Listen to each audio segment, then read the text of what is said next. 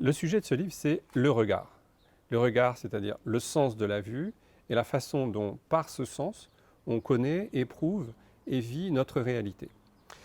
Habituellement, voir se résume à identifier, c'est-à-dire réduire tout ce qu'on voit à des objets aux caractéristiques bien définies, comme par exemple ceci est un livre, ceci est un chat, ceci est une caméra. La piste qu'explore ce livre est différente. Elle nous montre qu'il est possible de vivre le regard sur un autre mode.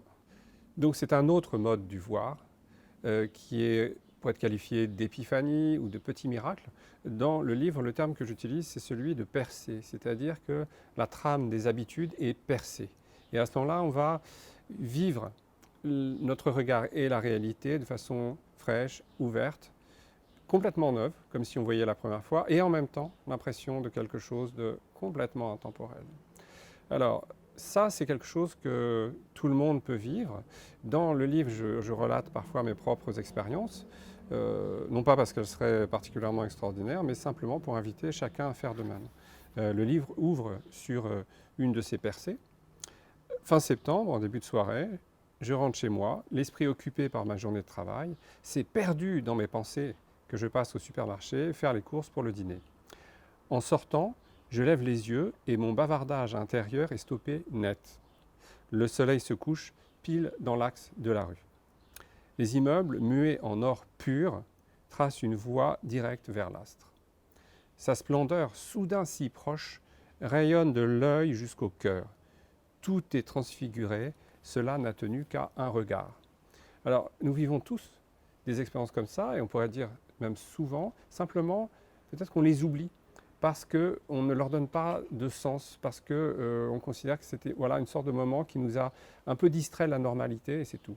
Alors le point de ce livre, c'est précisément de leur accorder de l'attention. C'est d'explorer ce que peuvent être ces moments. C'est, on pourrait dire, une enquête sur ce que peut le regard dans sa dimension contemplative.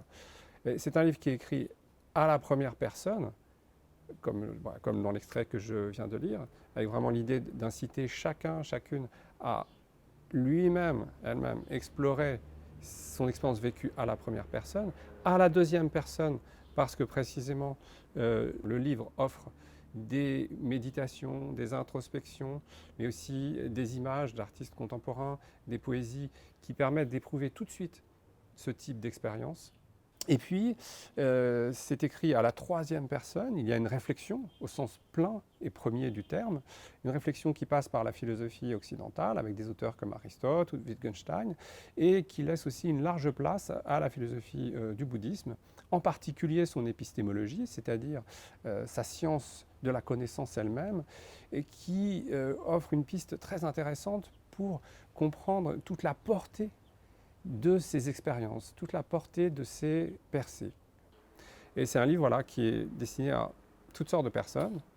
Si vous vous intéressez à l'art, si vous vous intéressez à la spiritualité ou au bouddhisme, ou simplement, et c'est vraiment ça le cœur du livre, à la réalité vécue de notre expérience dans toute sa profondeur.